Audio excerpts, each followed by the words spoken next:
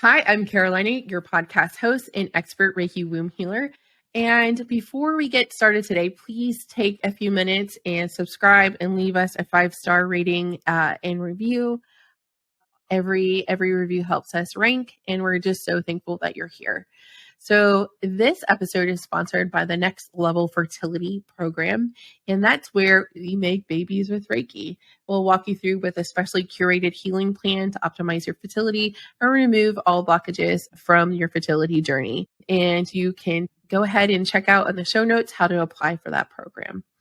So today we're talking about getting the most out of Reiki, tips for maximizing the benefits of an energy healing session. This is super important and a very common question. So basically with this, we need to decide what kind of session you're having. Are you having in-person and virtual? So most of these tips can be applied to both. It's very important that we start with who you're choosing to be your Reiki master or Reiki practitioner. You need to feel comfortable with them. You need to feel safe with them. They need to be providing you a service that's going to uplift you and not make you stressed out. So make sure that you are vibing with your Reiki master or practitioner. So it's really important to make sure that if it's in person, where's the location of their office? What is their room like? What does their table feel like? Is there a table warmer? Is usually if it's in person, then it's done on a massage table. Do you feel safe in their presence? What is the feeling and the, ambiance of their room? A lot of Reiki rooms are really beautiful. I do all of mine over Zoom. So are you getting a distance Reiki session done? What is that like? Is it done over the phone? A lot of people do Reiki over the phone where they'll call you at the start of the session, hang up, do Reiki, and then call you at the end.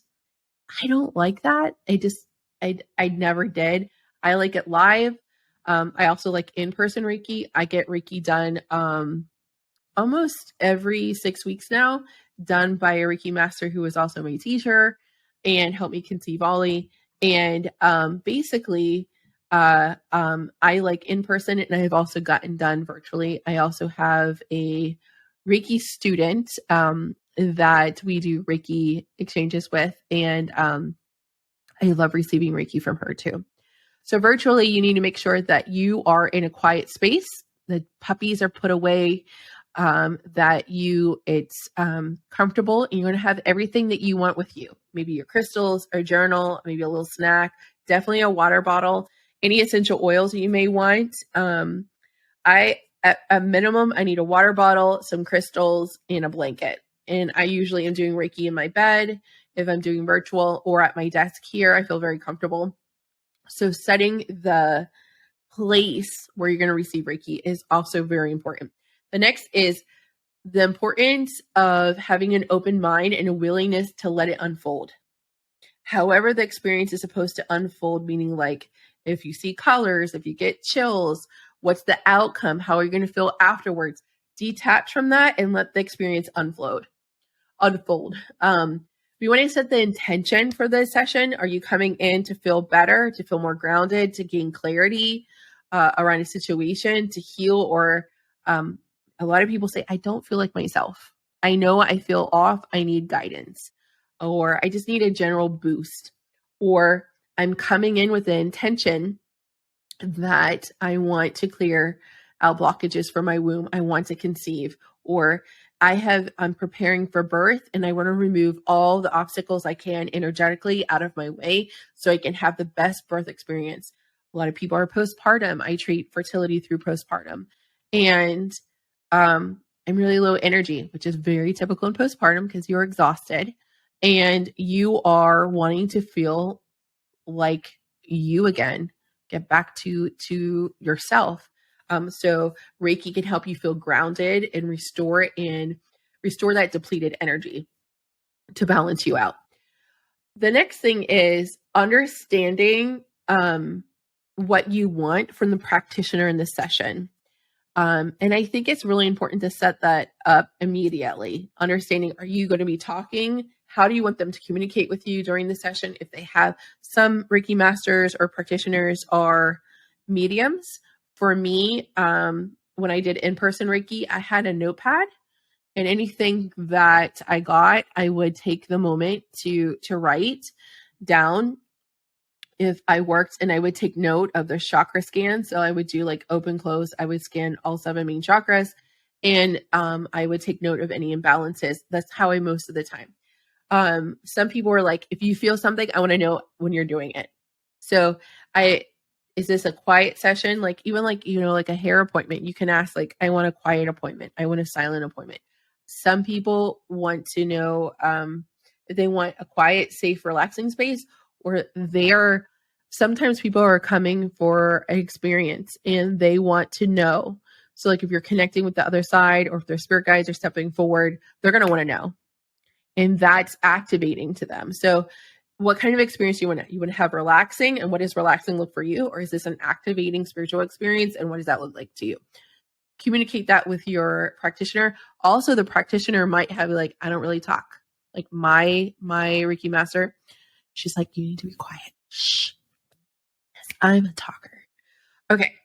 Obviously, because I'm a podcaster, I'm a talker. So setting the intention and how you are going to move through the session.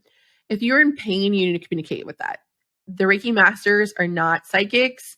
And this is not, if there's any skepticism or like doubts if this works, leave that at the door. And nobody needs to be challenged. If you don't know what Reiki is, there's Google. If you don't know what energy healing is, there's Google. You can also certainly ask questions, but it's not on the practitioner to give you an encyclopedia or a Google, lesson inside of your treatment session. And some people might hate me for that, but the practitioner should have the heart of a teacher, but it's not the intention of the session. You're coming for healing. We're not teaching you Reiki in that healing appointment. So come ready, prepared, and open to heal and release whatever is not. Understand that not everything may not be revealed to you. A lot of people come in asking for messages. And I'm like, well, we're here for healing. If I get a message, I will share it with you, but I don't actively go seeking them. Also is understanding that trust your practitioner. Their Reiki can't be messed up unless it's done unethically. But it's really important to understand their standard code of conduct, and Reiki will flow where it needs to go, and your body is meant to heal itself. So Reiki just amplifies that natural ability. It's also important to make sure you're hydrated. It's really, really important to. And then what happens is at the end of the session, you need time to integrate the healing energy. So that's really important to take time to rest the rest of the day or to journal. I wouldn't go get a Reiki session done and then go to Costco. I would take it easy. That would be the day like I would schedule the Reiki session and then I'm like staying home the rest of the day. I am usually when I go into a Reiki session, I'm releasing a lot. So I'm tired afterwards. Sometimes I'm a little hyper, but I'm still at home. I'm protecting my energy. This is a sacred thing that they had done, and I'm going to let my body slowly calibrate to this new vibration, because every Reiki session will raise your vibration. You can journal about your experience. I also might call somebody. I have a friend who in Spanish, we call it chisme. So we're like, girlfriend, I got some chisme. I got some cheese. I want to tell you about my Reiki experience. And she's like, what do you do? I saw the color purple. Or she'll call me and she's like, I saw Jesus. I said, did you?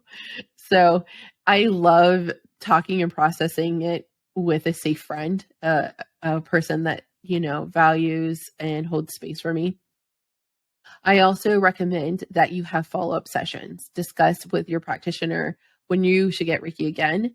If it is a particular issue and they're developing a treatment plan together to tackle and address a certain issue, there might be a certain number of frequency of sessions that you should do together. Usually the rule of thumb is you'll let me know when you feel it, or if we're doing proactive care, then it might be in the frequency of every 2 weeks or once every month. It just depends on the issue and the person. So it's really important to understand maximizing the benefits of an energy healing session or a Reiki session is being open, detaching from the outcome, making sure that you're creating a space and an environment where you can heal in, that you feel safe in, and trusting the practitioner, and also making sure you're mentioning if you're in any pain or if you're struggling, and setting the intention of what you want from this. Just communicate, be transparent, and allow the session to unfold the way it's supposed to. And if you have any questions about what Reiki should look like or the intention, feel free to send me a Instagram direct message or voice note, and we'd love to chat with you. Thank you for being here today, and I hope you know that you are incredibly loved. It was an honor to connect and serve you this week. If you are a spiritually curious person wanting to conceive and heal blockages in your fertility, click the link in the episode description to learn more about the Fertility Foundation Collective. Until next time, my friend, know you are loved.